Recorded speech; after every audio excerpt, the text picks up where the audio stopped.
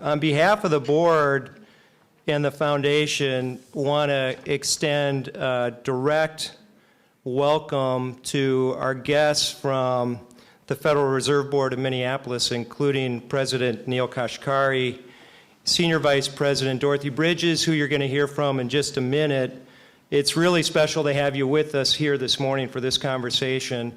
I know for those of you who don't know Wilder very well, I'm really hopeful this will be an entree into learning more about us. For those of you who do know about us, my guess is you know about us from one of maybe three major areas of focus of our organization. As many of you know, we've been providing direct services to people in need in St. Paul and the East Metro now for over a century. And those services have taken the form of literally hundreds of programs, over 300 different programs, including initiatives today in important areas like children and adults' mental health, family assistive housing, bringing fresh food into the urban deserts of St. Paul through the Twin Cities Mobile Market, and many, many more innovative and effective programs. A number of you also know us from our research, which is really nationally and internationally recognized, and we do over 150 reports a year, including some headliners that I know many of you here are familiar with, like the Minnesota Compass study that we're involved with and take a leadership role in, and the Minnesota Homeless Study, which we've been doing since 1984. The third big area, and really part of the reason we're here under the leadership of Christine Martin, who's going to facilitate the conversation this morning, is in the area of building capacity in this community and bringing together people to help those in need. And that area has included a number of incredibly successful programs like the Youth Leadership Initiative, involvement in the St. Paul Promise neighborhood, and a number of collaborations, including a collaboration with the African American Baby Coalition. And so we're excited that you're here. I hope that you take from this an opportunity to become even more involved in what Wilder is doing in the community.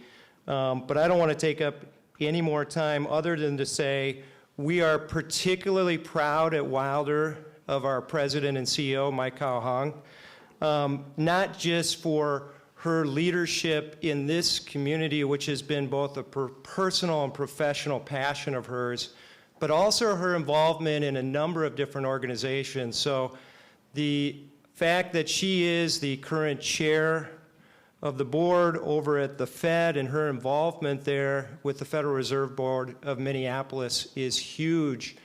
And we know that she brings not just a voice there, but also incredible insight into what's going on into this community. So look forward to the conversation. I'm going to introduce Dorothy Bridges. I want to thank you all for joining us this morning. I'm thrilled to have you. We are looking forward to an engaging conversation with Minneapolis Fed President Neel Kashkari, my boss, and the board chair, MayKao Hung. It's going to be, I guarantee, a very insightful one.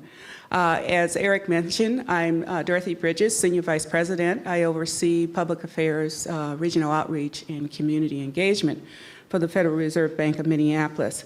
It's events like this that are critically important to us. It gives us an opportunity to get grassroots intelligence about how you're seeing regional and local economy and how that's impacting either yourselves, your organization, or people that you serve. So we're really looking forward to some very engaging questions that most of the time our president will field for us. It also provides us an opportunity to really build understanding about the role of the Federal Reserve Bank, who we are and what we do. And one of the things that I am especially proud of is the fact that our president has, I think, the right formula for really breaking down what could be some complex things into relatively simplistic comments and insight. So I am very, very thrilled that you are here. It is my honor to introduce our moderator for this morning's conversation, and that is Christine Martin, who is Vice President for Wilder's Center for Communities Division. She's a part of the Foundation's executive team. In that capacity, she directs public policy, leadership development, and community partnerships. Prior to joining Wilder Foundation, she was employed at Hennepin County, most recently as the Director of Department of Research, Planning, and Development. She also provided public service careers and was dedicated to building communities, improving service delivery models, and leading the county in partnerships to address intergenerational poverty and disparities, something that is critically important to the Federal Reserve Bank. So we want to get things started. If Neel and MayKao, would you please join us on stage, and Christine, that would be awesome. Thank you. Good morning. I am so pleased to see such a full room. So thank you for coming this morning. It's my pleasure this morning to introduce you to our two very influential leaders in our community, and hopefully we'll get to know a little better this morning because we've designed the engagement in a conversation-style setting. Dorothy called it a fireplace conversation, but I don't quite think it's ready for a fireplace or a fire this morning at 8 o'clock, but nonetheless, a conversation will be held with all of you engaged this morning. We will be having Mr. Neel Kashkari, the President and CEO of the Federal Reserve Bank of Minneapolis, is our first guest, and Dr. MayKao, President and CEO of the Amherst H. Wilder Foundation, is our second guest. This is actually the second conversation that MayKao and Neel have had in the last year. MayKao was over at the Federal Reserve several months ago for a public engagement as well, where many people were invited, and she spoke about her role on the board and her role as a community leader. So the roles are reversed this morning. Neel is actually going to be the one on the hot seat, and he's going to be talking and responding to MayKao's questions as well as some of those that you've offered. So let me get started with the brief bios, and let me tell you, writing a brief bio on these two is very difficult because they have extensive careers and extensive impact in our communities. But nonetheless, Mr. Kashkari took office as the President and CEO of the Federal Reserve Bank of Minneapolis, January 1, 2016. Understandably, he has quite a prolific work history in both the private and the public sector. He began his career as an aerospace engineer, where he developed technology for NASA space missions. After graduate school, he went on to work for Goldman Sachs, where he helped technology companies raise capital and pursue strategic transactions. From 2006 to 2009, he served in positions at the U.S. Department of Treasury, being confirmed as the Assistant Secretary of Treasury in 2008. He worked on energy policy until asked to lead the Troubled Assets Relief Program. Mr. Kashkari also received the Alexander Hamilton Award, the Treasury Department's highest honor for distinguished service. This work was all-consuming. The political party in Washington was changing, and ultimately, Mr. Kashkari left public service, moved to a cabin in Northern California, and in his words, detoxed. He then spent several years as a managing director at PIMCO before he started to consider public office again. Mind you, he didn't consider a minor political office. No, he ran for governor for the state of California in 2014. Although he did not succeed as governor, he did stay in public service, becoming the 13th president and CEO of the Federal Reserve. But I think it's equally important to hear about all that he has done. It is also meaningful to hear about who he is. So briefly, Mr. Kashkari was born and raised in Ohio as the son of immigrants who came to the United States from Kashmir. And I might add, a country I have visited and is very beautiful. He was an athlete and a scholar, receiving both a bachelor's degree and master's degree in mechanical engineering from the University of Illinois, Urbana-Champaign. In addition, he holds an MBA from the Wharton School at the University of Pennsylvania. He is married to Christine Ong. One final fun fact I found. He was portrayed by an actor, and I hope I pronounced this right, Ayad Akhtar, in a television film, Too Big to Fail. How many of us can say that? By the way, he's the writer and producer of that award-winning play that's showing in Minneapolis right now. I think it's at the Guthrie. I just found out that he was the writer of that play. So anyway. And now I am pleased to introduce Dr. MayKao Hong, the sixth president and CEO of the Amherst H. Wilder Foundation. Dr. Hong spent her entire career in the public and nonprofit sectors serving low-income and disadvantaged populations. Her work has taken her from advocacy and organizing roles to directing public housing, having a senior leadership role in Ramsey County with adult services, and finally becoming the CEO and president of the Wilder Foundation in 2010. She holds a bachelor's degree in psychology from Brown University, a master's degree from the Humphrey School of Public Affairs, and a doctorate in public administration from Hamline University.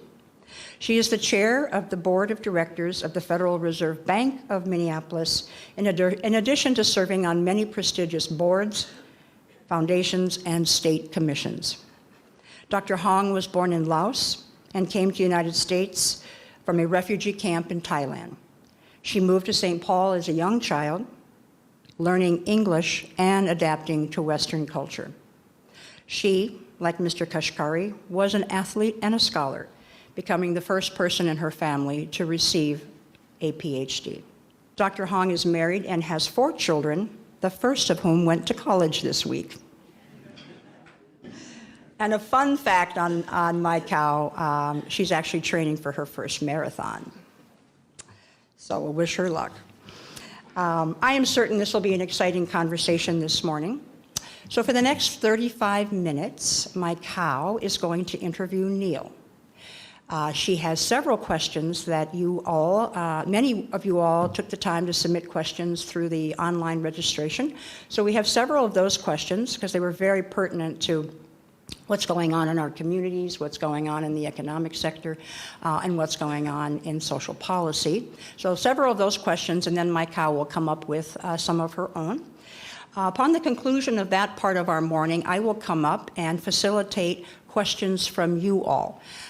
If you don't hear what you want to know, please feel free to ask questions. There will be 2 roving mics at that time. At the conclusion of the Q&A and the engagement and hearing from MayKao and Neel, there will be some time in this morning's agenda for you all to meet Neel and MayKao, and we'll just do that right here in the room. So I will pass it over to MayKao. So that was a wonderful introduction. Thank you, Christine and Eric and Dorothy. So we're really fortunate to have Neel Kashkari in our community. He has taken really community outreach to the next level. And actually, at his suggestion and Dorothy's, and actually board member Eric Nicholson, who you met, suggested that we actually hold something in St. Paul so that this community, or the community of people, and I say the community of stakeholders that are known to the Wilder Foundation, could also get to know Neel Kashkari, because this is one of the very important roles that Wilder plays in the community. All of our executive leaders serve on boards in this community so that we can actually exchange knowledge and assist other governance bodies. So let me tell you who's in the room, and then I'm going to start with some questions for Neel. We have board members from the Wilder Foundation. I invited all the Itasca CEOs who work with me through an alliance of organizations that are trying to improve or decrease employment disparities. We have advocates, racial equity networks that we are part of that are here, donors, volunteers to the Wilder Foundation, my nonprofit CEO colleagues, my other colleagues, the foundation executives group. So it's an eclectic collection because the Wilder Foundation works across many different types of organizations, and it's wonderful to see all of you in the room today. So thank you for making time and getting up early. So Neel, one of the questions I've been getting asked a lot, and I'll start out with this one, is what lured you from the cabin to actually coming to Minnesota to be the president of the Minneapolis Federal Reserve Bank? Well, excuse me, I care a great deal about public policy. Good public policy makes a huge difference in people's lives. I learned that when I was in Washington. And I'm looking for a chance to make a contribution, to make a difference, to improve the public policy direction of the region, but also of the country. And getting a chance to come to the Minneapolis Fed is a once-in-a-lifetime chance to try to make that kind of contribution. I mean, there's great talent here. And what I said was, let's unlock that talent to not just do good for the district, which is really important, let's do it for the country. And so it was an easy decision for me to make. Good. Randy Hogan, who's the chairman of Pentair, and I actually co-chaired the search process. That's one of the most important functions that you can actually perform as a board member, or just as a governance body, to get the right leader in to the right position. And we had a unanimous vote to extend the offer to you. And it was a long process, which many people don't fully understand. And there's a video on this, guys, if you actually want to watch that. I'm not going to talk about that today. But one of the things that I'm struck by as chair of the Federal Reserve Board is that there's a lot of change, actually, in the Federal Reserve system. As a centralized bank that has decentralized components, there are a lot of people who question the governance structure. And so I thought, you know, what do you think about that? And how do you see the governance of the Federal Reserve Board here locally in relation to actually the Board of Governors? I mean, how does this all fit together? Sure. Well, I think it's a remarkable system that Congress created 100 years ago. So if you look at our central bank, so the Federal Reserve is the nation's central bank, what's different about our central bank versus most other countries is, as MayKao said, ours has distributed power all around the country. Because 100 years ago, Congress said we need a central bank, but we don't want the power concentrated in Washington, D.C. and New York. That's why they created these other Federal Reserve banks, including the Minneapolis Fed, to distribute the power. So there's a balance. You've got the Board of Governors in Washington, D.C. that's appointed by the President of the United States, and then you have the 12 regional Feds, including the Minneapolis Fed, where you have members from the community, like MayKao, who oversee that. And it ends up being a sharing of power between the two of them. So when MayKao and the board here conducted a search to find the president, they selected me. They made that selection, but then the Board of Governors in Washington had to approve that selection. And so there's a balance between both. And I think it works. You know, it's not perfect. Sometimes there are glitches, as there are in any governance structure, but I think overall the system works pretty well. Yeah, so one of the things that I've appreciated in serving on the board for about 5 years now is that there's independence with the Federal Reserve Bank system, especially with the regional banks, and that has actually reconciled some of the interests, actually locally and nationally, to ensure that the private sector can grow and that business and industry can actually occur. And you know, a lot of times I get the question as a nonprofit director, or people are surprised that as a nonprofit director or CEO that I actually know business practices and that I actually know how things run or are put together. And I like to tell people that, you know, running a nonprofit is no different than running a business. It's just more challenging because you have a dual bottom line. So you're trying to meet mission and actually generate the working capital that you need for financial sustainability at the same time, and there's always a balance.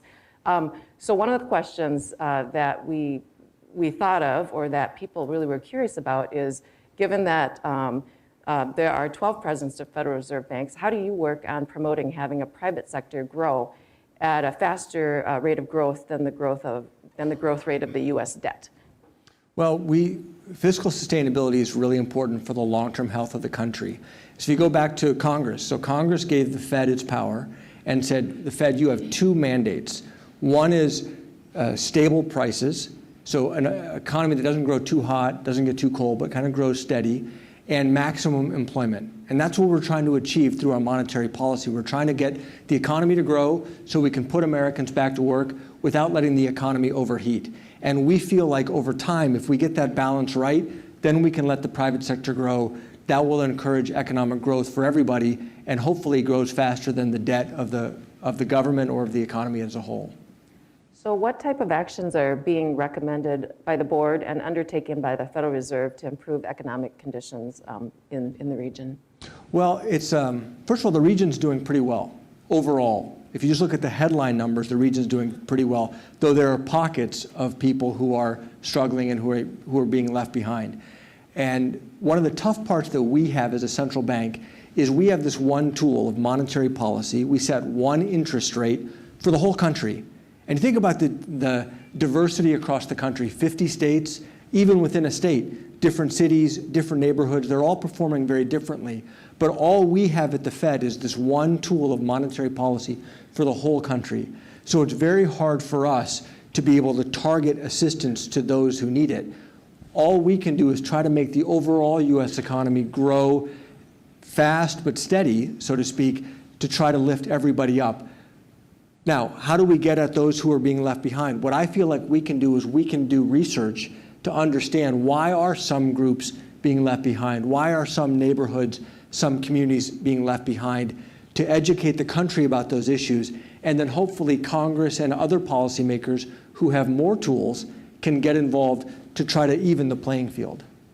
Yeah, so along those veins, one of the things that, of course, with everything going on in the community related to racial equity, there were a lot of questions submitted actually around looking at Minnesota overall as a thriving economy, but having, and we know this from the work that we do and Wilder Research as well, Minnesota has among the worst racial disparities in the nation.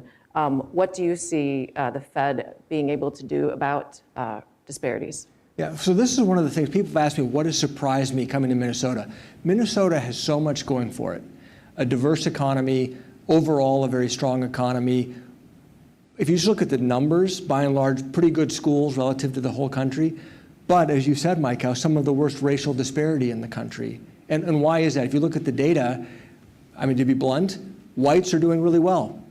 But then there's huge gaps to people of color in general around Minnesota, and that was a big surprise to me.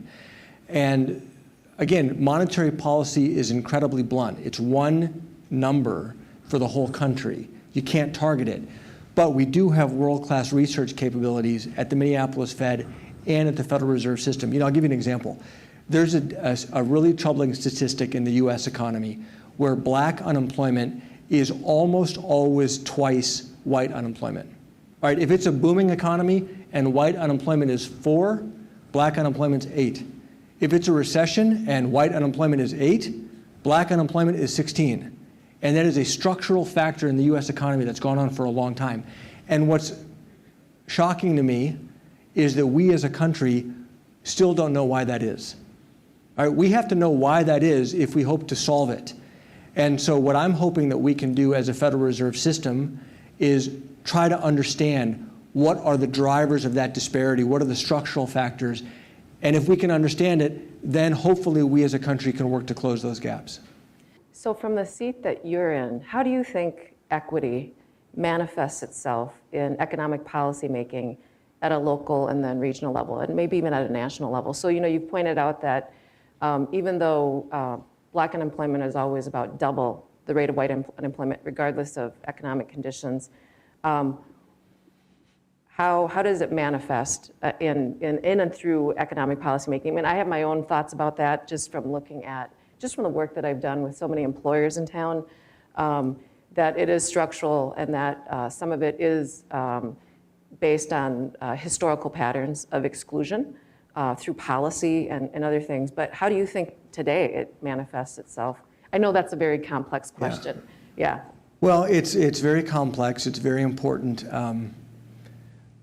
Part of it, and not all of it, but a big part of it comes back to education, where from my seat, education needs to be the great equalizer in our society. Like I truly believe that we live in the greatest country in the world, where if you get a good education, there's no limit to what you can achieve. And MayKao and I are two great examples of this. All right, she was a refugee who came to America, and look at what she's achieved. I'm the son of immigrants, middle-class kid growing up in Ohio. Look at the opportunities that I have had. But they've all been possible because I got a good education. And so for me, the starting point is, how do we make sure every kid in the Twin Cities, every kid in Minnesota, every kid in the Ninth District, and every kid in the country has a fair chance at a good education? If we could get there, boy, we're a long way towards closing these gaps. Now, I know it's more than just that, but that to me is a huge, huge part of it. Yeah, so one of the things I think a lot about is when you're trying to advance social and economic opportunities in the community and you don't have your basic needs met. So there isn't a baseline where a child has a desk to study at, or they can't have access to books or technology, or they come to school hungry. They just can't settle down. They might have been couch hopping and or sleeping in someone else's house the night before. So one of the things that the Wilder Foundation has been working on for so long is really just homelessness and housing affordability, which is was a driver and a key issue in the recession. Just looking at housing patterns. One of the really interesting things that I've learned through serving on the board of the Fed is that household formation is really, really important to banking and just in general to fueling economic production. And if consumers are distressed, then obviously, we're not necessarily growing. And if we have an ill-educated or uneducated population, then democracy actually doesn't work. To get all of that, and I talked to a lot of our philanthropic leaders and nonprofit leaders, and many of us are working on really stabilizing families so that they can come out of homelessness, housing can be affordable. And I know that every 2 weeks, because one of the functions of the executive committee is actually to be looking at economic data every 2 weeks. I'm looking at economic data every 2 weeks, and housing is a key indicator. Can you talk a little bit about the importance of housing affordability and accessibility to general economic health and just labor availability in our region? And I know that this has also been a source of great interest to other Federal Reserve banks. Are there new or exciting studies or initiatives or ways of thinking about household formation, just affordable housing in general, that we should be thinking about? Yeah, well, as you said, housing is enormously important, not just when we get it wrong, right? We obviously, as a country, we got it wrong, and leading up to the crisis, the big driver of the crisis was housing related, and the devastation from the Great Recession, directly housing related. Nonetheless, affordable housing is enormously important. We live in a market economy, and in a market economy, prices adjust until things become unaffordable, essentially. And so this is an ongoing challenge that we're always going to have to try to make sure that people who have the least resources can still afford a decent place to live and can meet the needs of their families, et cetera. So it is enormously important. We've also been looking at research that talked about, for me, a lot of things go back to education. If you gave families the ability to move to better neighborhoods, which had better schools, if they could afford that, that actually solves a number of different problems at the same time than being trapped in a neighborhood where they have to go to the neighborhood school, which may not be very good. So a lot of these things do go back to housing. When I travel around the district and I ask people, I say, the Twin Cities has around 3% unemployment, which is really good relative to the country. I say, well, how come folks here are struggling to get jobs? Well, we don't have transportation to get to where the jobs are, or it takes us 90 minutes to get where the job is, or it starts relating to childcare availability. And so a lot of these different aspects end up being intertwined in impeding people's ability to achieve the kind of outcomes that they want. So one of the things that we're working at the Wilder Foundation is really endorsing whole family approaches. And so there's thought leadership coming out of the Aspen Institute and some Aspen Fellows that have been planted here in the community, really looking at two-generation approaches. At Wilder, we call these whole family approaches because it's really about the family unit. When we talk about education, we talk about a generation of children who are perhaps being lost in the system or not able to achieve. But they're connected to these adults who need the economic opportunity to actually give them an opportunity to grow up and to survive and to then thrive, is how I think about it. So we've become very short term in terms of thinking about the human condition, and because at Wilder, we're really like human capital people, right? And so one of the things that really struck me is and coming onto the board right when I first became president of the Wilder Foundation and looking at the cycles of change. So the recession hit us in about 2007 or 8. I think we started feeling it here in about 2009. The nonprofit sector tends to feel things a little bit later because we're the convergence of other sectors in terms of resources. So now we're in 2016. In 2017, it will have been 10 years. This is the slowest recovery that we have ever experienced. I mean, just looking at the data across, 100 years or as long as the Fed has kept some of this information.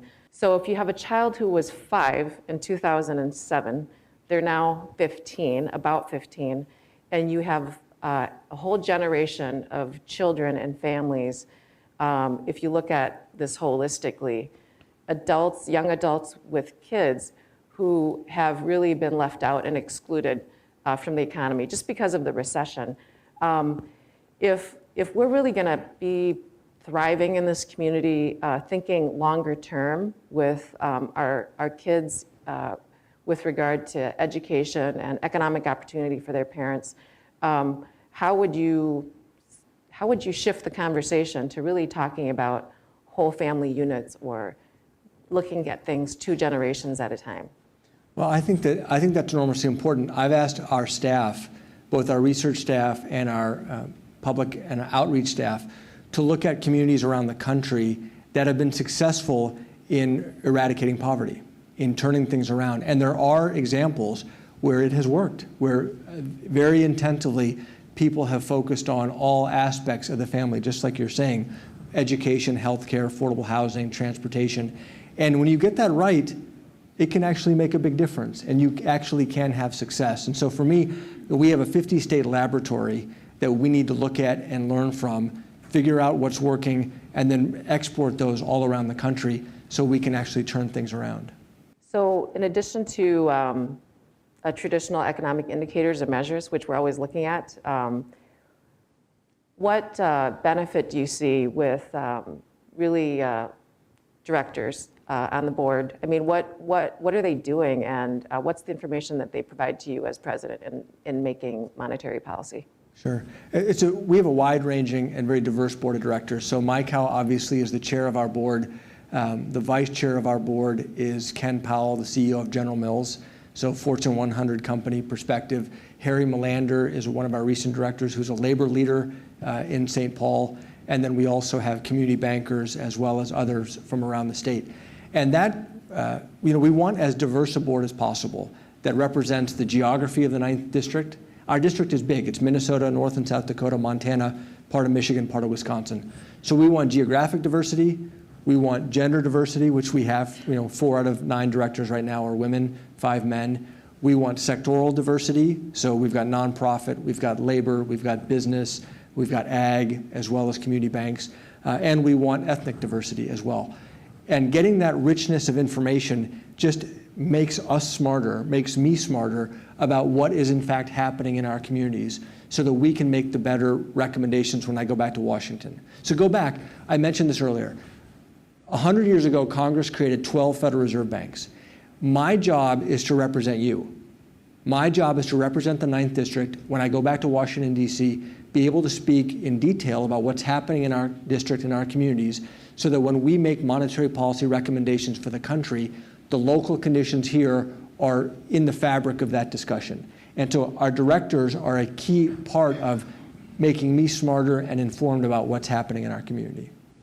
I've been really struck by the breadth of the directors and the types of perspectives that they bring. So there's a woman who's a geologist in the Bakken oil region. And her firm has just grown tremendously because of the oil boom there.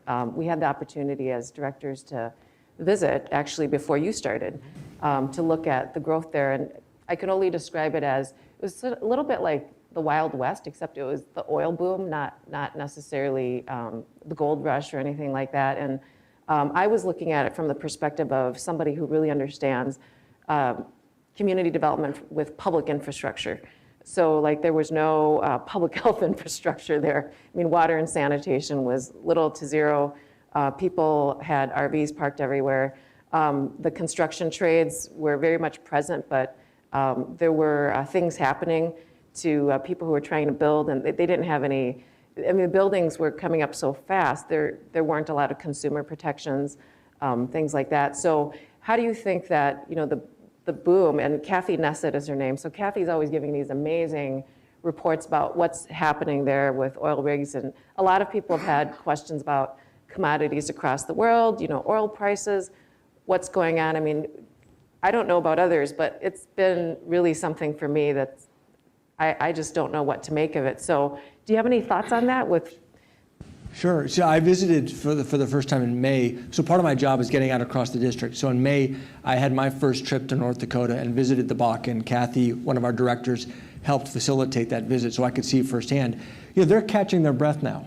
Oil prices have pulled back relative to their peaks. It's actually giving the cities a chance to build the infrastructure that they need. A town that had 10,000 people and had a sewer system capable of 15,000 people, in 3 years went to 30,000 people. That's a huge challenge for the city. And so the local elected leaders that I met with said, we're catching our breath, we're catching up, we're going to be fine. And so they had a lot of optimism and certainly a can-do attitude, which I appreciated. Yeah, we used to have a director on the board who was a rancher, and he'd come in his economic reports. So about once a quarter, each of us are supposed to give reports from our segment of the economy. Mine happens to be those who are the least banked, right? So other people report on, well, this is kind of the price of oil or corn. And I say, well, homelessness has decreased back down to 2003 levels, which is actually true. We just did the state homelessness study. And so the broad range is really interesting. And the thing that I find even more interesting is that across the whole US, because there are 12 Federal Reserve banks, there are directors who are rotating in, giving all these economic reports and intelligence to the Fed presidents, who then use it in terms of thinking about leading indicators, not lagging, because by the time we get data and we're looking at economic data, the cycle has closed, so there's not much you can do about it. The directors are the ones who are actually providing this on-the-ground intelligence. So because the Fed does a lot of research, economic research in particular, sometimes I think also because we have a research shop, ours happens to be about 100 people, lot bigger than the Fed's, but we're doing all kinds of applied social research and evaluation. I think there are limitations in the measures and indicators that actually are available for data collection across the country in terms of economic indicators, particularly because we were talking earlier about communities of color and or measures of human capacity, I think about, are somewhat missing from the data bank. I don't know if that's a worthy criticism or not. It's just kind of from my perspective. If you were to change, and this is a hypothetical question, or create new measures or indicators that you think could be developed to monitor economic growth and wellness, particularly related to communities of color, and this is a question that many in the audience had, or those who are coming here had, what would you do? I mean, what thinkers and activists and people would you like to have participate in those conversations? Not that you know what those are, but do you also see the need for something that is more refined than what we have? And how would you start enlisting people and helping to do that? You're going to tell me I'm a one-trick pony. I keep going back to education, which is if we had better tools for assessing the quality of schools, the education opportunities that kids have, and giving parents that information. At the end of the day, parents love their kids. They want their kids to have a better life than they've had. And one of the things that I learned as I've studied education reform is schools are like Congress, meaning this. Most people, if you look at popularity, I think the only thing less popular than the Federal Reserve is Congress. And so most people don't like Congress, but they like their congressmen or their congresswomen. Most people will say, well, I don't like the school system, but I like my neighborhood school, or I like my child's school teacher, even though that school teacher or that school system may not in fact be that good, but it's hard for the parent to know that. And so richer data on how schools are doing, how systems are doing, how teachers are doing, and giving that information to the parents, I actually think could be very powerful. Well, Neil, this has been a really broad-ranging conversation. And Christine and actually Jackie King did a great job of summarizing all the questions that you submitted via Eventbrite. And so this was the distillation of those questions. And I just think that we're so lucky in this community to actually have you here and really helping to lead this amazing institution. I should tell all of you that before I went on the Federal Reserve Bank board, I didn't know a lot about it. I think I was tapped to join because of the work that we do in the community and the connections that the Wilder Foundation has. I was too new in the role then to really fully understand or appreciate the role of the Federal Reserve Bank system and just our regional bank. But I have to say, and I said this to Jim Steiner, who was a former board member, that I'm a lot more confident in the Federal Reserve System, in our banking system, and just overall the dual mandate that the Fed has as a result of actually serving on the board. And so it's been a real pleasure. And I'll turn it back over to Christine because you've been listening to us talk for 30 minutes. If you're like me, you're getting a little antsy. So we're going to actually give you guys an opportunity to ask either one of us questions. I actually, as people get ready to raise their hands, I'm going to ask a question that also came from you all, but I think it's a nice segue to include MayKao in the conversation, and that is, how do you measure success in your current positions? If you could each take a moment and answer that question. So for me, I'm simple. I want the Minneapolis Fed to have the biggest possible positive impact on the public policy direction of the region and the country. That's how I measure success. And for me, we have extraordinary talent in the bank. My job is to unleash that talent, go after the biggest public policy challenges, and help drive the ball forward. Thank you. MayKao? When every person and family in this community does well and feels good about themselves. I just have a simple test for myself, quite honestly. Every night when I go to sleep, I say, are people better because of the interactions that I had with them? Can I sleep with peace in my heart when my head hits the pillow? And did I do my best job today? And the best job is, did you take enough risks to actually promote opportunities for other people in this community? I saw some hands raised. If you could introduce yourself really quickly, very briefly, say your name, and then think about what it is that you want to say in a question format versus a long presentation of your opinion. like what I did during the interview. Yeah, that would allow more people to go. So I think we have the first question over here. Good morning. My name is Deidre Schmidt, and I'm President and CEO at Common Bond Communities. We build housing and provide services. I want to thank you for making the connection between the access and option of location for affordable housing with regard to what that means for choice and opportunity in education. I think that's really important. My question for you is whether or not any of the research that either of you two are doing or that others are doing helps to highlight the fact that that location choice is really how people can access quality education, rather than looking at how we change our education finance system to make sure that folks who grow up anywhere in any zip code can get a great education, so that it doesn't have to require moving from a location that you might otherwise like to live in order to get access to that quality education. Is there any hope for us to change that more fundamental way of how we think about education quality? So I'm happy to go first. I think they're both important. I think there's not one solution. We have to go after all of these different channels at the same time. And my understanding is that there's research being done looking at all aspects of that. How do you improve all schools so that every kid in every school has a great opportunity? That clearly is where we want to get to. In the meantime, if we can give parents more choices or give kids more opportunities to get into those schools that they want to go to, we got to do both. So to me, it's not either or, it's both. But you and I agree on the ultimate destination. Every school, every kid has a chance for a world-class education. And I know a lot of research is being done. My understanding is on both of those. And as I said, that we have a 50-state laboratory, and things are being tried, things are working. Let's scale those up, is my view. Yeah, there was a great article actually in the New York Times. It was sometime last year with one of the largest quasi-experimental designs ever on what you were talking about, Deidre, the place-based exchanges of kids who were low income moving into higher income neighborhoods where they had what I would consider to be just more structural opportunity. So there's nothing wrong with these families. They're just low to moderate income.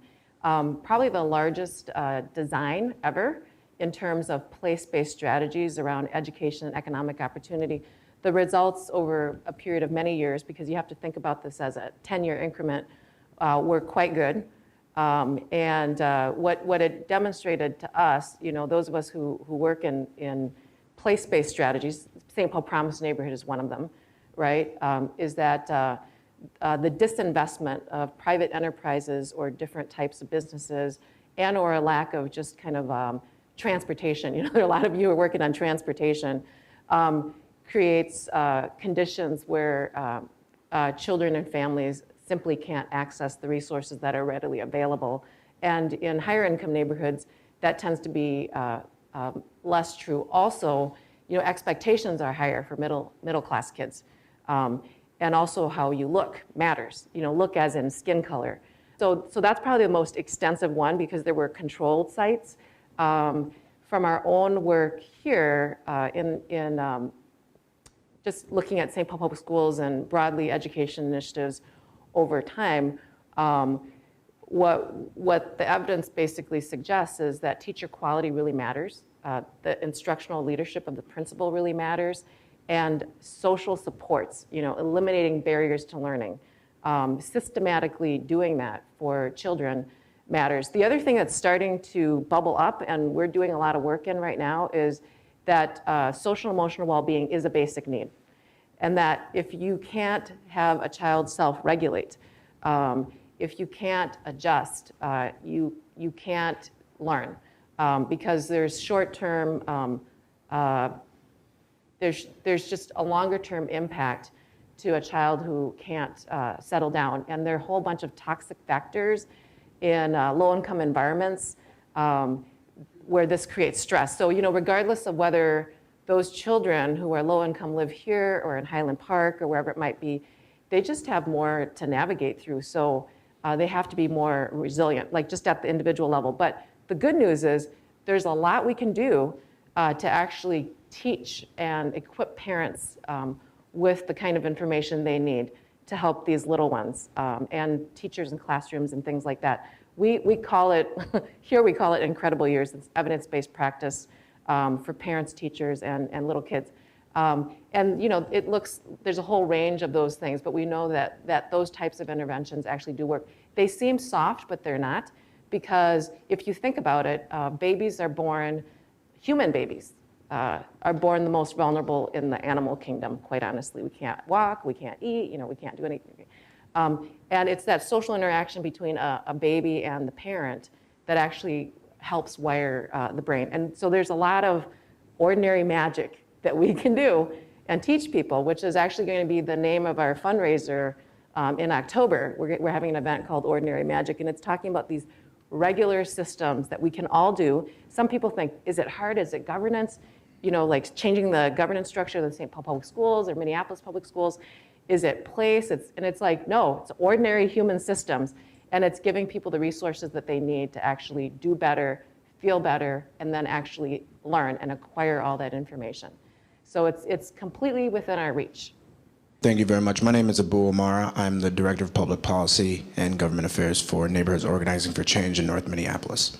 And my question is twofold. One is around education. That's continually been a theme. Obviously, it's necessary, but from the perspective of the literature we use, it's not sufficient. And African American with a college degree is actually less likely to be employed or more likely to be underemployed than a white counterpart actually without a college degree. So the structural aspects of education not being there. So one is around what are the research components that the Federal Reserve can deploy to actually get at that piece, because it's not directly economics related, but it's behavioral economic, right? In terms of the interactions that are the doors or the entry points to that, to entering the economic opportunity. And then the second piece is around demographic trends. My understanding of the research is really in a snapshot of how the Federal Reserve does research, but how do we understand structural growth long term without actually understanding the players that will be on the field from a racial composition standpoint? And so if you could talk about the role the Federal Reserve could play in using that as a factor in how we project or set interest rates or look at labor force participation, those types of things. So if you want to break that question down or roll it up into one large answer. First of all, Abu and I were hanging out in Jackson Hole together last weekend. There's a monetary policy conference, and he was part of the group that was met with us, offering their perspectives on what's going on in communities around the country. So first part of the question is, the honest answer is I don't know. I don't know how we get it. I'm not saying we don't. I'm just saying I don't know off the top of my head how we crack that, but we need to crack that. We need to understand that, and we need to get the research going to be able to disaggregate what are these various components. As you said, education is not enough. I get it. But we got a long way to go on education, and yet education is not enough. And so we have work to do, number one. And I don't want to pretend like I know the answer, because we don't know the answer yet. Number one. Number two, in terms of demographics are enormously important. And you're coming at it, your question was from the perspective of racial composition of the demographics. I don't think we've gotten there yet. I'll tell you what we do look at. We look at, the economic recovery MayKao mentioned has been very slow, slower than just about any other economic recovery in modern times. One of the reasons is that our nation is aging. And we look at, for example, labor force participation, how many members of our population are actually working. That's been declining. Now, that's been declining in part because the workforce is aging, and we expected it to decline. And yet, it has fallen even below that. And so we do look at demographic trends as a country as a whole to look at what do we think that means for how many workers we're going to have, how old are those workers. People at different age groups save more, they invest more, they spend more. So we definitely do look at demographics, but I'll be candid with you, I don't think that we've broken down into demographics by race or by ethnicity. It's more been demographics by population size and by age cohort within that population size. I think there are a couple of dynamics happening with changing demographics. One is, the largest demographic is actually just retirements out of, key jobs. It's like Craig Helmstedter's in the back, so he could actually talk to this a lot more convincingly. He's works on Compass. But the retirements of individuals who are in the baby boom generation happening so quickly is the biggest drain, actually. The other is that with younger populations coming up, they are more diverse. They tend to be more diverse racially, ethnically, culturally. So if you look at the demographics racially of those who are retiring versus the demographics racially of those who are coming into the workforce or in the workforce, there's a generational divide between people of color and white people, broadly, of almost a decade, which means that your younger people like Neel and I, right, in the workforce, that generationally, not only are we younger, we tend to be people of color, and so there's a difference of perspective that we're reconciling with employment everywhere, actually, and so I see this dynamic over and over. It's actually one of the really important reasons why Itasca has been working on reducing employment disparities, because you are correct.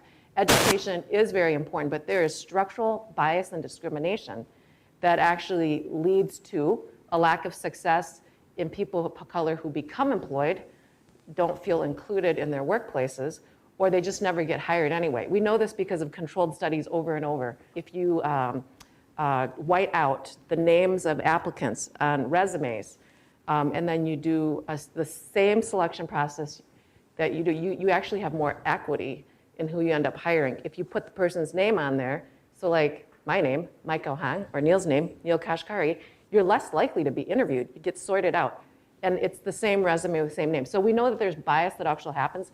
And we did our own analysis here regionally between the 7-county metro area, and we still found that to be true, that people of color, particularly African American, college grads have trouble getting employed. There should be no reason why that happens. Last time I looked, there were 1,500 African American college grads in the region that didn't have jobs.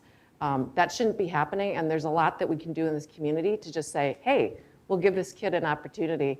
Let's retain our talent.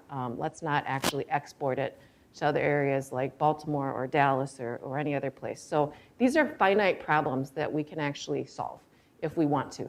But you're right, I totally agree. It's their structural exclusion, and usually unintended. I don't think anybody goes out saying, oh, I don't think I'll hire that black person. You know, I mean, I think that it is really unintentional a lot of times. I find it, first just a small comment, I promise not a speech. I find it terribly encouraging to see two leaders of some of the best research in the United States and almost any place. I've been a longtime consumer of research of both organizations. And I keep wondering if there isn't more of this discussion that can't be more important, and it goes back to part of it being the demographics and the data collected, including the gentleman's question or comments and question over here, and that as a young economics student 50 plus years ago, one of the statistics we used to look at that I thought was just bizarre was employment of married men in column inches to compare trends in newspaper ads.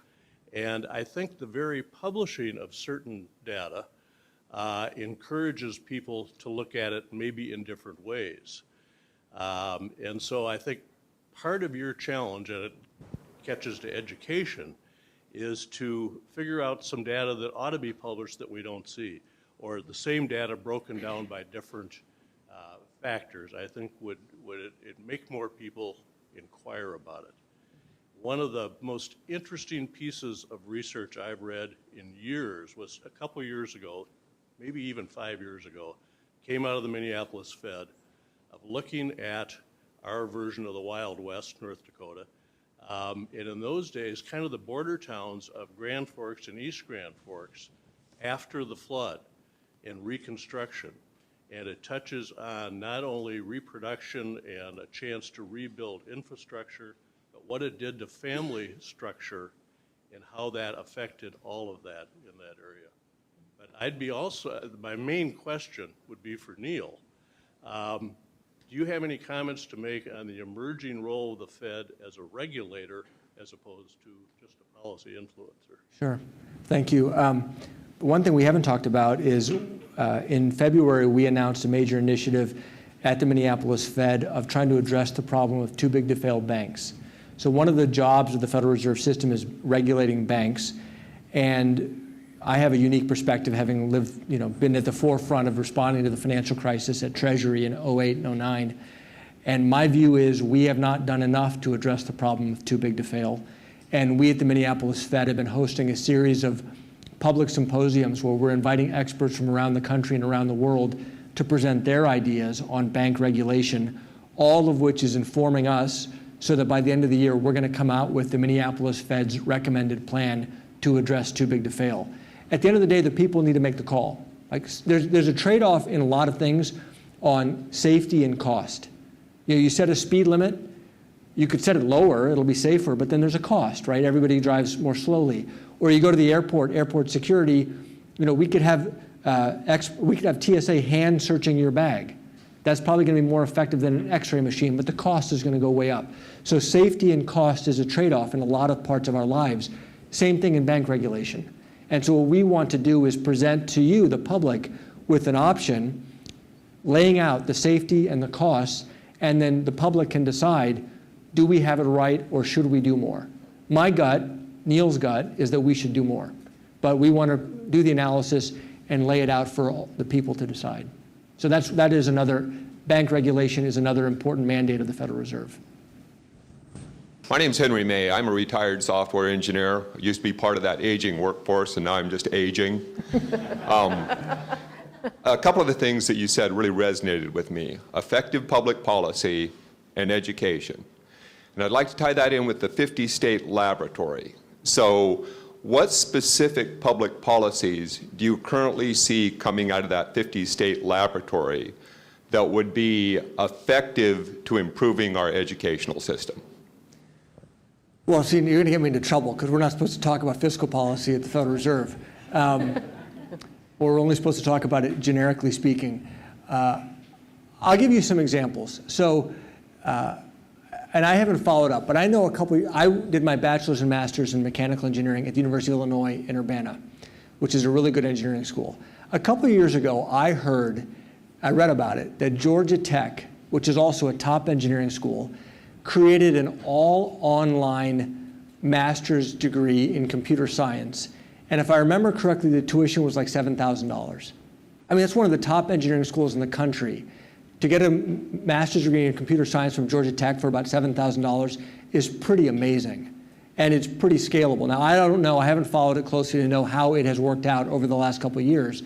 But if that works, I mean, that's transformative in our ability to reach many more students with world-class education, giving them the skills that they need, and equipping our nation with more workers that our nation needs. So that's just one little example. Is that the right answer? I don't know. But or what you're seeing in the Khan Academy, which is this online portal for kids all across the country. You're seeing everything from school choice programs to innovative programs within existing traditional public schools. I don't think there's one silver bullet that's going to solve all of this. I think it's an all-of-the-above strategy. But I'm just encouraged that there is a 50-state laboratory, and a lot of different people are trying lots of different things, and we just need to keep our minds open and run with the things that work, and use real data to measure what's really working and put our resources behind that. I don't know, MayKao, you know a lot about this. Yeah, I just think there's a lot going on in the educational field, and I'm not an expert in all of those things. I just know that, at least with our own work in this community, that we need to raise the expectations that we have for low-income kids, regardless of background, because if you actually look at low-income kids who are white, they're not doing much better than low-income kids that are African American or Hmong or whatever it might be. That low expectations become a self-fulfilling prophecy, and we beat this paradigm in all of the interventions that we come up with. St. Paul Promise neighborhoods gains are tremendous. 2 to 7 reading levels in one summer for African American kids and Hmong kids. I mean, so this is all. There are a lot of experiments going. I think I'm with Neel that we need scalable change, and we need a better pipeline to actually policy change to actually make it stick. There are a lot of smart thinkers all across the country. Some of them right here in Wilder Research who've done a lot of work in the area. So I think there's a lot to learn from. It's really us, the adults. We can't seem to maneuver outside of our little systems of disagreement about what the right approach is. And so we don't have a kid problem, we have an adult problem. And the adult problem is we can't agree on employing the strategies that actually work, because if we did, it would be okay. That's a much, call me up, I'll have wine with you, sushi, whatever. We can sit and talk about it, but that's a much longer conversation. The bonus of having a conversation like this is you get to hear about it from a fiscal, from a monetary, from an economic perspective, along with the social, sort of the complications that go along with differences and racial constructs, et cetera. So hopefully this is a paradigm that can continue. Question right here in the middle. I'm Tom Madsen. I'm with Kobeck Construction Company. We're a local general contracting company. On a lighter side, if I might ask, I'm curious, Neel, give us an insight or two of your first meeting or one of your first meetings in D.C. or at Jackson Hole. We watch the nightly news, we get the 30-second clip, and we expect it, and we hinge and want to hear what it's about. Curious to get your personal insights using your discretion. Sure. So I'll tell you, my first, so the FOMC, the Federal Open Market Committee, you have 12 Fed presidents and right now 5 governors, so 17 of us, who meet around a big table, conference room table at the Board of Governors in Washington, D.C. at the Federal Reserve. And we meet 8 times a year to set interest rates for the country.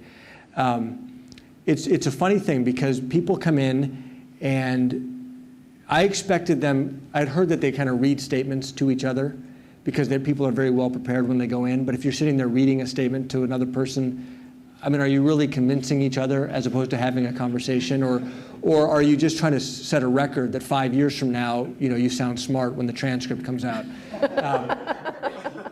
But there's a lot more back and forth than I had expected. And people do listen to each other and people do respond to each other. What I've found for myself, I frankly don't care how I look on the transcript 5 years from now. I go in having prepared carefully with the staff at the Minneapolis Fed. By the way, you get to pick, do you want to go early, do you want to go in the middle, or do you want to go late as you're going around and making your recommendations? I tend to go late because I kind of call an audible based on what I've been hearing. And honestly, I would much rather respond in the moment to what the discussion is and to what people are saying. And even if there's an or a I don't know in the transcript, that's fine. To me, just being present in the moment is more important. But everybody has their own strategy. But I'll tell you this, there's a big map of the country on the wall of the boardroom at the Federal Open Market Committee. And my first meeting, I sat there and I just thought, what a great country we live in. Because when you look around the room, you have 17 people who care tremendously about the country. Even though we may have different views on policy, 100% of the people in that room and all of the staff around are sitting there saying, we want to do the very best thing for our dual mandate on behalf of the American people. And I know that in their hearts 100%. And so honestly, I felt very proud, not that I was sitting in the room, but very proud that we are in a country where people like this get selected and get to do their very best work on behalf of the people. And so it's a very cool thing. Good morning. My name is Vic Rosenthal. I'm the Director of Jewish Community Action. So the Community Reinvestment Act was passed many years ago. One of its reasons for passing was to deal with some of the disparities in the country. And there's been a lot of talk in the last number of years about modernizing it. I'm curious from your perspective about other ways of applying it, even in its less than perfect form, given how it's used to rate the quality and the work of financial institutions in the country. How can it be applied differently, perhaps to deal with some of the disparities that we see in lending? Well, can I hold, before you give the mic up, based on the question, it sounds like you have some suggestions. I would rather talk to you about that. Well, I mean, I'm not trying to punt, but honestly, this sounds like something that you've thought a lot about, and I would appreciate hearing your perspectives on it. I don't have ideas off the top of my head on how we should change that specifically to address lending disparities. I know we have lending disparities, and this is something that through a number of both our supervision group, regulation and supervision group at the bank, our community outreach group, we know about it, we hear about it. We're looking for ideas. If there are ways we can improve it, I'm all ears. And so I would really appreciate hearing from you afterwards, either to some of my colleagues who are here or come see me, and we can talk about it. One last question. Why don't we just go right here with... So how do we facilitate holistic approaches / strategies for wealth creation for families? So it kind of sounds like where we're at is, how do we, to make some breakthroughs, we need to be talking across a lot of fields and silos, and how do we facilitate holistic approches? It's a question for MayKao. I'll start with MayKao, and if you want to add anything, Neil. Neil just did the switch over. Yeah. I thought she was looking at you. Yeah. I think there's a lot of experimentation actually going on right now with moving initiatives that bring access, more financial access to people. I mean, so I'll give you a concrete example. We know from serving our families who are coming out of homelessness at Wilder Foundation that they don't have access to low interest capital. So if their car breaks down, they have to go to a payday lender. And within a 5-mile radius of the Wilder Foundation, I think we have 10 payday lenders. You actually have to build up credit in order to actually access your traditional banking systems. The longer people go without access to low interest capital, that say someone like me who's in a great job and fully employed gets access to capital all the time. It's a privilege that our low income families and households don't have, and it's not something that we every day think about, but there's opportunities to figure out ways of underwriting a little bit differently. So Dorothy Bridges and I were just actually talking about Sunrise Bank, which is a great bank here in the Twin Cities. They're actually doing underwriting differently with employers. If they have low-income individuals or moderate-income individuals who are working for them in their organization, there's a new way of underwriting that Sunrise Banks has created to actually enable not just an income stream to come in, but for savings to be generated occur and for borrowing to be actually occur. We have just launched at the Wilder Foundation an asset building program that is very different than your public assistance program. It's called the Family Independence Initiative, and we're actually in the recruitment process. What that will do is we've affiliated with a national organization that will enable borrowing low interest capital from a bigger bank. So Wilder doesn't want to create something like that. If there's something that already exists, given certain conditions that families themselves have mobilized to create ownership in their own futures, then we're going to do that. There's other ways of doing this, and so we have to, in terms of reducing poverty, think beyond. A lot of people think about employment, a continuous stream that's coming in. Fewer people think about the access to capital and the actual virtuous cycle that could occur if you actually build up savings. And so I think that in conversations around reducing poverty and employment, that piece has to happen. The other thing we need to do is really think about employment as full-time with benefits. We talk about employment as if it's the end-all, but a lot of employers are moving to part-time and consulting positions. Nothing wrong with that, if that's the kind of life you want to live. But the millennials are really stressed, and it's because they're in these multiple part-time pieced-together positions. So I don't know what the true answer is. I mean, I think the answer is we need to give people access to low-interest capital, just like we give it to middle-income and higher-income people. That's lacking right now, and I think borrowing has also become a lot tighter. And so, I think there's a balance, right, with how do we figure this out? How do we do it? I think there's some new tools that we could create. I think there is also the rise of what I call intermediaries. So we at Wilder watch the landscape a lot with what's happening with nonprofits and other organizations. And there are nonprofits that are raising their own capital from banks and other places, and they're becoming the intermediary so that they can distribute the access to the capital. And that's really interesting too, because nonprofits are created and fill a space where the private sector and public sectors are not filling the space. That's the genesis of our sector. It's social justice. Even the Wilder Foundation, every nonprofit, you're filling some unique role. And so that's the thing to pay attention to. And it may lead to new alternatives with banking. It may lead to other things. It may lead to momentous change in terms of a movement. But we're all a part of that paradigm that's shifting right now. But I know that there are many, many alternative solutions that are getting created. Some of it, the Fed has joined hands in. So Prepare and Prosper is working on some things, and actually Dorothy is at the table looking at that type of access. So I think there are, like any time in history, we're creating new things. And we could maybe do some things to accelerate that and create it a lot faster. It'd mean that some of the big banks have to take some risks with community investment.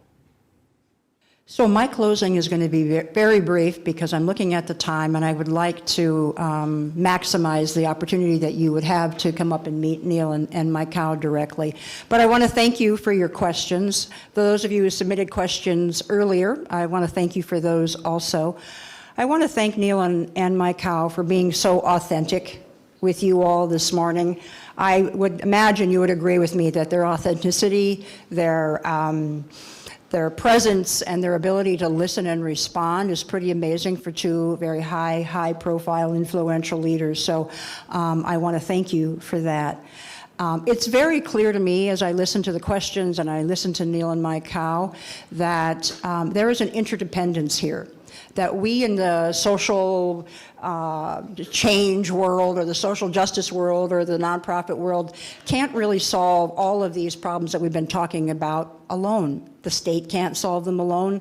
The Fed can't solve them alone. We need each other to be in these conversations, to listen to how tweaking one thing actually creates a cascading event that may not be what was intended. So listening to each other, being in the rooms together, exchanging ideas, asking those tough questions is the world that I want to live in, and it sounds like it's the world that Neel and MayKao are leading from the positions that they have. So let us take a moment to give Neel and MayKao a round of applause.